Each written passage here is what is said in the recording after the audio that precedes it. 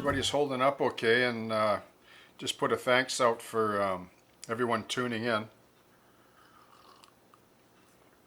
So I thought about this particular aspect that I'm thankful that we've finally arrived to, the build. And I thought about how I would do it. Like I think I mentioned earlier, like I don't want to do these long-winded kind of build tutorials. I want to break it down to manageable levels because I know everybody's really busy, and I mean, I know some of you won't mind, but we'll see how that goes. Like maybe I'll slowly commensurate into a little bit longer build layouts or episodes. Sorry, as each particular project gets a little more advanced. So I'll do some simple little things here and there to spice it up a bit, and then I'll show some very basic, and please forgive me for those that are already advanced modelers, but there are many out there that just simply aren't, and they're a little bit intimidated to get into this, so we want to get them into it, right? We want to get their feet wet. So I'll demonstrate some, little tips and techniques and how to overcome certain problems, that you might run into, and then little revisions that we can make and so on. Just a sort of everyday kind of problem solving, right? As they say, there's no problems but only solutions. So we just sort of creatively sort of find those and develop those kind of skills as we go along, as we grow in the hobby, right? So let me just show you something quick here. Like this particular fence, that I built just last week or whatever. Like I don't like this here. Look, watch. I don't really like this little picket here. It looks contrived. So let's lose that. All right.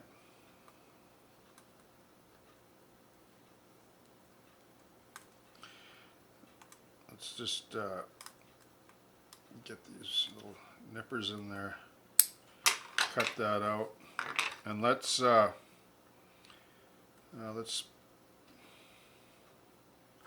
put a break in here. Make it look like somebody's cutting through here, because I don't know if for all of you out there, but a lot of times if you go to these back right-of-way railroad places in behind the industrial areas, you can just, the fencing is all,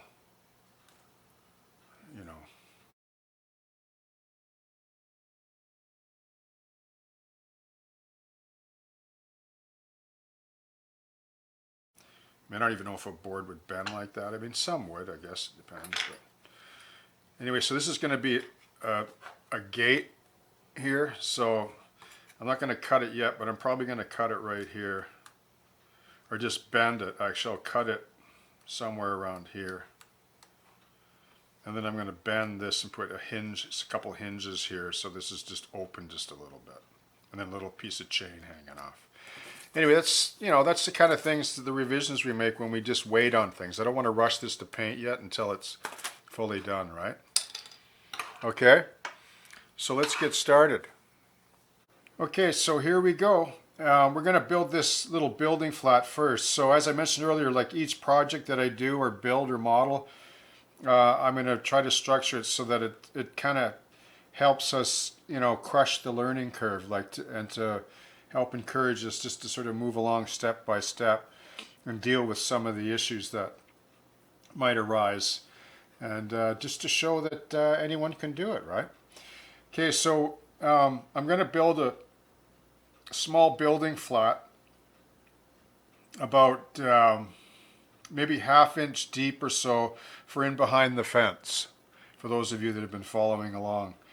And you can see this building that runs full length here, but we're only going to build up to this bridge column. So this window will be here, but it won't go all the way to the corner. So we'll cut a window in here and put a frame in it. This sort of 70s style or 60s style window there, which is in a cinder block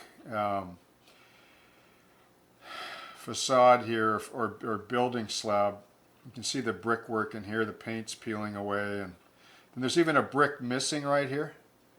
So we'll do that as well. And then there's a trim on the top And then there's what looks to be a down pipe. We'll do that. And then there's some cables that run along here too, sort of haphazardly. So we'll model that as well. I don't know where they go to, maybe to a little conduit box. We can fudge that though, right? So that's what we're going to do, okay? And we're going to build it out of evergreen scale models, 20,000 thick, 20 thou thick, right? Or 0.5 millimeters, okay? So if you have any of this on hand, this is what I'm going to build it with. You can use thicker, and then you won't have to reinforce it from behind. But I'm using the 20 thou because I want to demonstrate how to beef up the back so that you don't get, you know, unwanted flex or warpage or anything. Okay.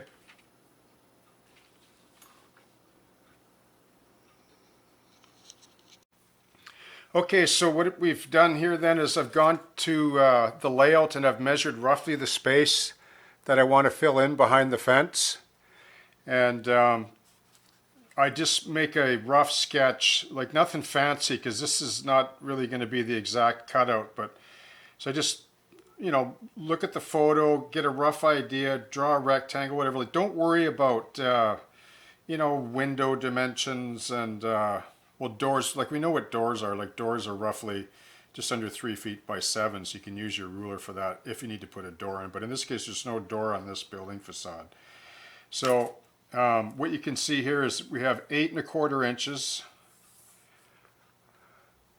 and then 3½ inches high. So we'll be cutting a piece of the 20 thou, 3½ inches high rectangular piece, right, by 8¼ And then there'll be trim right here that's in the photo. This doesn't matter. This could be a myriad of things. It could be 2x4s, 1x4s. Like it's a background flat, so it doesn't really matter, right?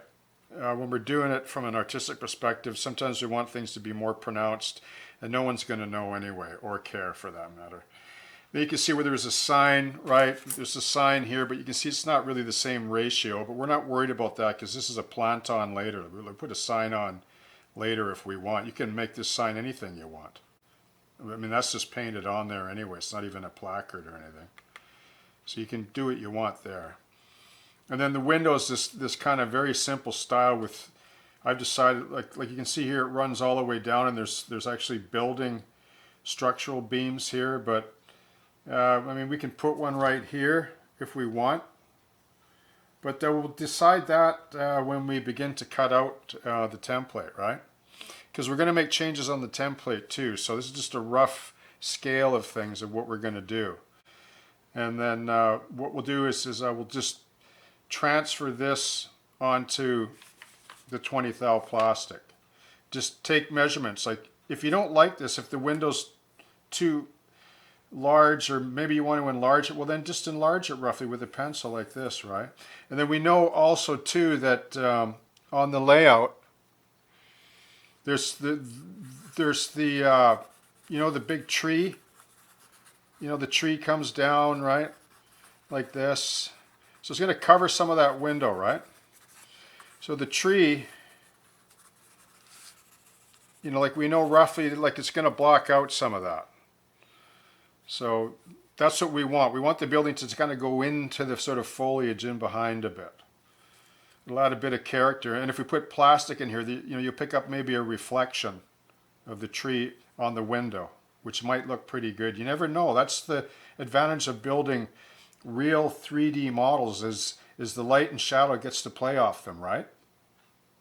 As opposed to just a photoshopped image, for example, where you have to create shadow and reflection. So we're going to let the model and our lighting on the layout do that. Okay, so we'll move to transferring it on to, oh, and just let me mention here too, yeah, this is just a downpipe, right? So that's going to be, let's see, what do we have here? We've got, well, we got this 1/16 rod. You know, if you want to get some of that, I think this is a good size. And then there's also 3/64, or 3/64 is But I'll show you those when we get there. But there's number 221 and number 222. These are two good sizes you might want to get packages of for your kit.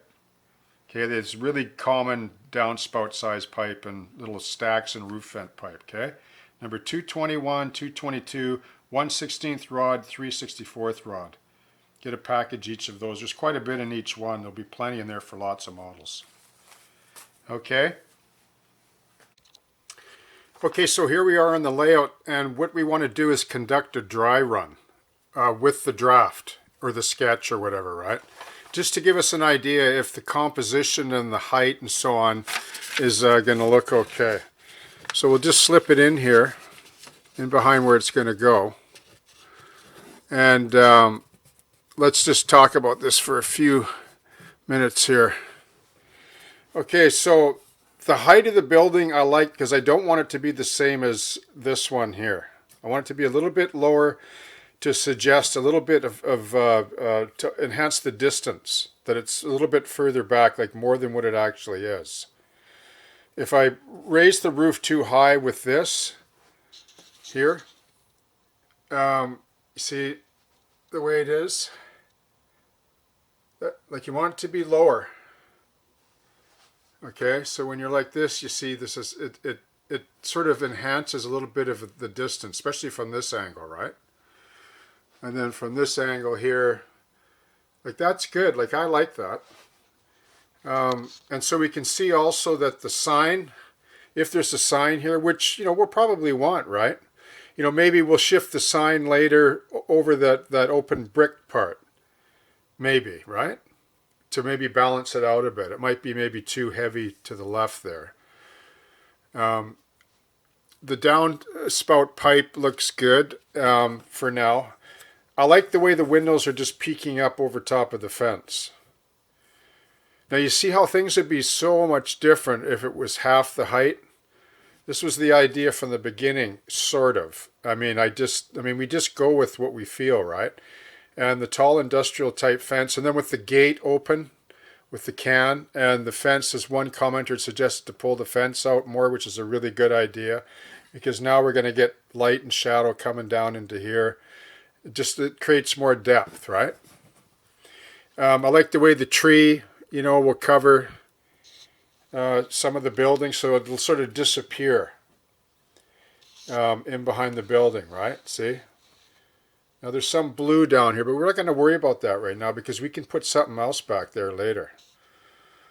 So now that we have the draft going, then we can kind of transfer some of this then onto the 20 thou evergreen plastic sheet, right? We could raise the window a bit or shift it a little more to the right maybe. But we'll just figure that out and make that adjustment on the bench, okay?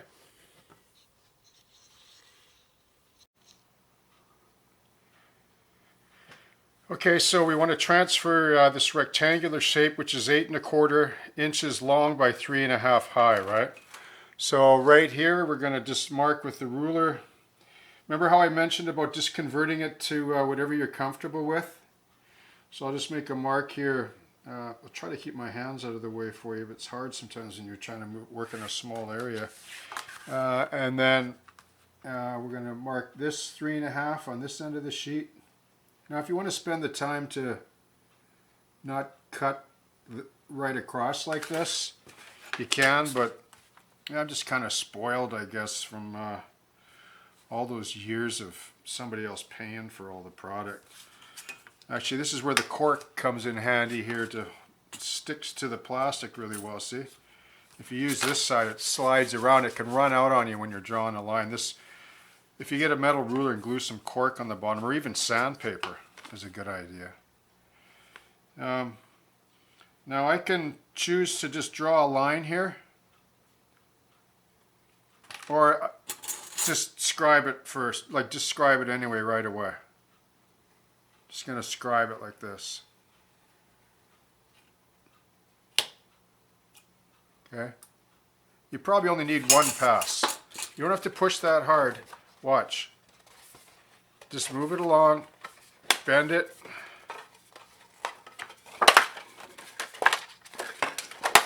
See there? Okay, so now we have the height, right? We have the 3.5 height. And then we're going to mark off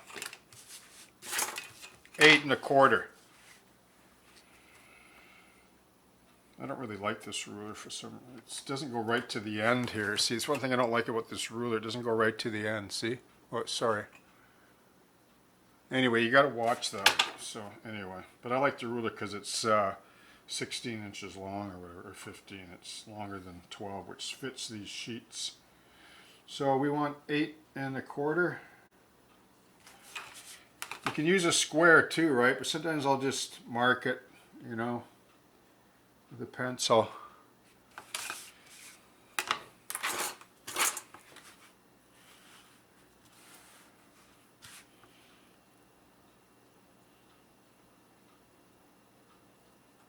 I'm just going to scribe it, right? You don't have to always draw it on, but if you want to, you can. Like if you're more comfortable with drawing and looking at it. Just made 2 passes there because the other one you have to work it a bit. See there, see? Snap, scribe and snap. So there we have our basic rectangular shape of the building flat, right? Okay.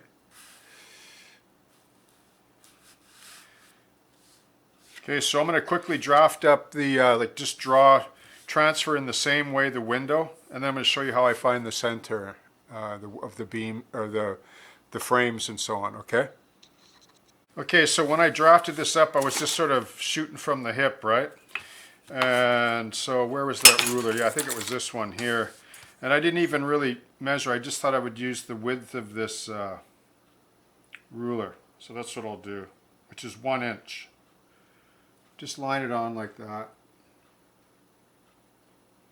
to get our window, right?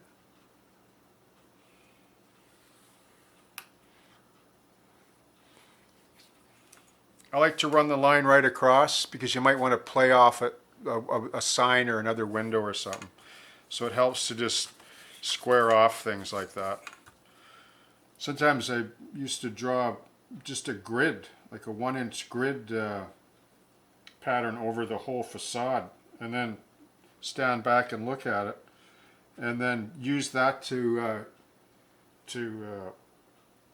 establish the composition of windows and doors, because you want to cheat all that, because you want to, like, you're after the passing the eye test, right? Not exact prototypical accuracy, like in terms of dimensions, because when we shrink them to our models, you know, we want to use artistic license to adjust things.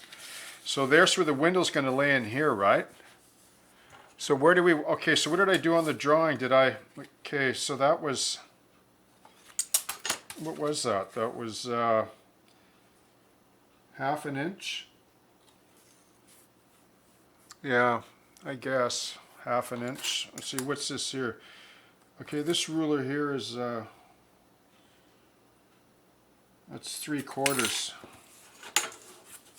I'm going to just run 3/4 here because I want some strength on the model, because the tree's going to be there anyway,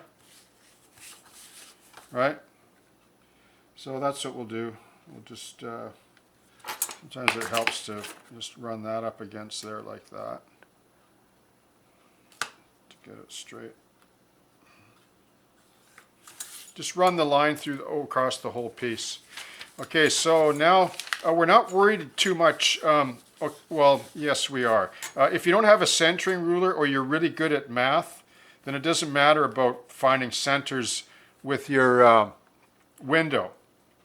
But I'm not that great at math. I never was. I'm more of a visual. Like when I was in carpentry, I was considered like many. Most of the carpenters I worked under and so on were visual carpenters. Some were mathematical. The mathematical guys were geniuses. They could do all the math in their head and then just draw up a cut list, go cut it on the table saw, and then it would all fit magically together. Whereas other guys would, you know, tape in hand and eyeballing and measuring. And anyway, we all have our own way of doing things, right? That's the beauty of, you know, human intelligence and unique personality is, you know, we do things to achieve the same result. We can do it many different ways. You know, for some reason, that doesn't look like it's Doesn't pass the eye test there. So what do we got there? We got a 102 millimeters there. If I want to, yeah, it looks pretty good. Okay, well, I can put a square on that too, right? Let's put a square on it.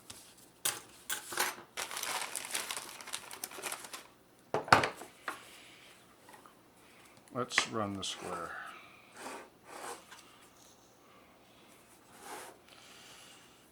See how it's out there. See how my line is out there? So I'm going to re-establish that line. And then, you know, maybe that window, maybe there's too much window there. Maybe I'll run it. Yeah, there's maybe too much window there. I'm going to, see? Do you see how we're adjusting now? Like, see how the window is smaller?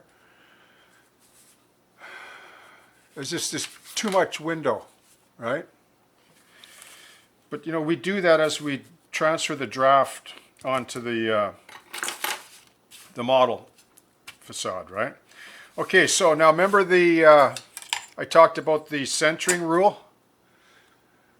Okay, so here's the center rule. I'll try to get the light right for you because this is really, really, I really want to demonstrate this for you. Just getting the light on there. Oh, there we are. Okay. Okay, so I want to find the center of this. I mean, you can do it mathematically, right? Like, what is that? Because I just went rough. Okay, that's under 3 1/4. You're going to have to go to millimeters to try to and do math to find the center there. So here's how you find it with the centering rule. Okay, we want to put a center column here, right? So, okay, so we lay this roughly on the center.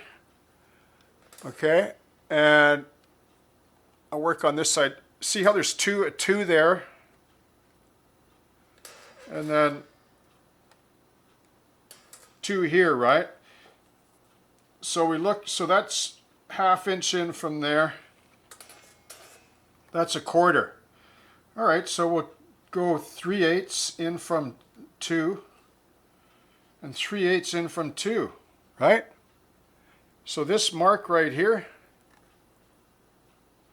it's even in from 2, 3/8 from the 2 mark in, 3/8 from the 2 mark in, and there's our center right there. So we'll just make a mark there. And then we'll throw it on the square.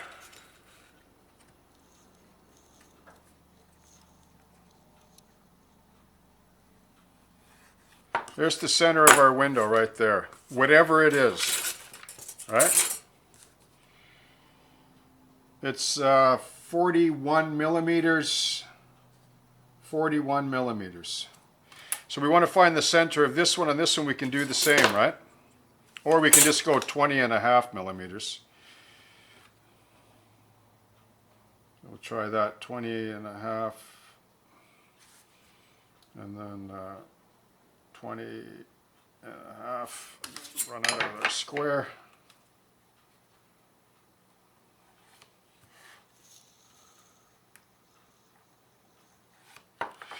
And then we have a, sorry if that's noisy. Is that noisy with that tool slamming like that? And anyway, so there's sort of this window, right? Okay, so we're going to put a beam in here. All right, let me hear the lights in my hands. This is going to be a wider beam. We're just going to make whatever we want with that, right? Like, we'll figure that out. But first we want to establish this upper rail here in the window. So what looks good? Well, here, let's just use the width of this ruler here. This looks good. Okay? Yeah, we'll go with that. Okay? So then we want to establish the, what's this center column going to be? So we have an HO scale ruler. Like, if we want to get prototypical here, we can go, make it 2 feet, right? So I'm going to mark a foot outside of that center line there.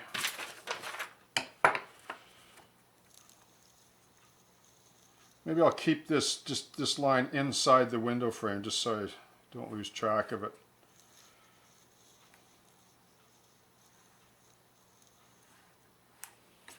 Like that, okay? So we know that that's going to be a column in there, right?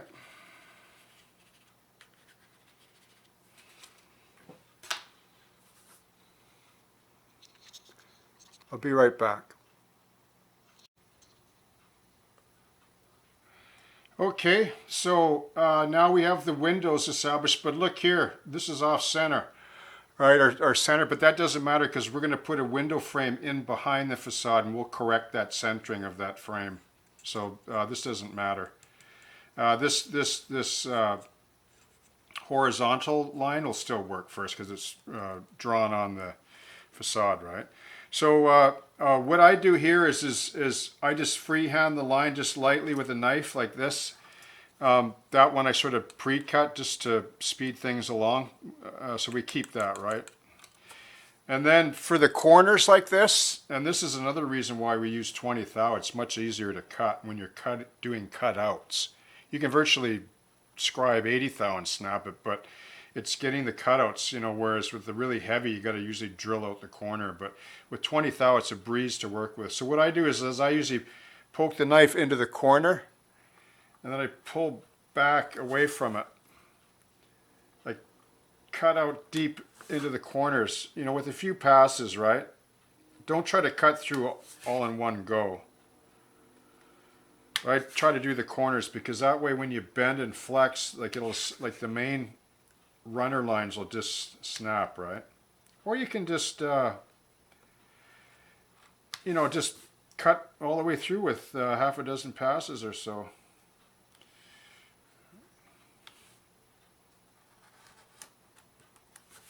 Or you just take it like this and rock it back and forth. And even if you got a few knobbies left, you can just clean them up a bit with a knife. Okay, so there's the window cutout there, see? So let's take it back to the layout and do another dry run and see what they look like. Okay, let's see how it looks. Sorry, was that loud? I bumped that light balance. Okay, that's going to be out a ways, right? From the wall. So that's what it's going to look like roughly. There were the windows.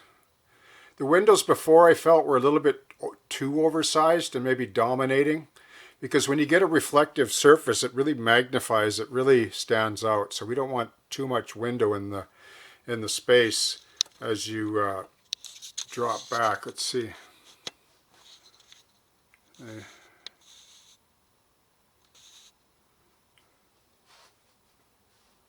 Yeah, I think that'll work. But we'll go with that anyway. But you get the idea, right? Cut, shape a bit, dry run. Go have a look. If it doesn't work, you can redo it if you want. It's not like the plastic is super expensive and you'll be able to use a lot of this for scrap. But I'm going to stick with this because with the windows and the frames and then a sign here is going to change everything, right? So let's go back to the bench.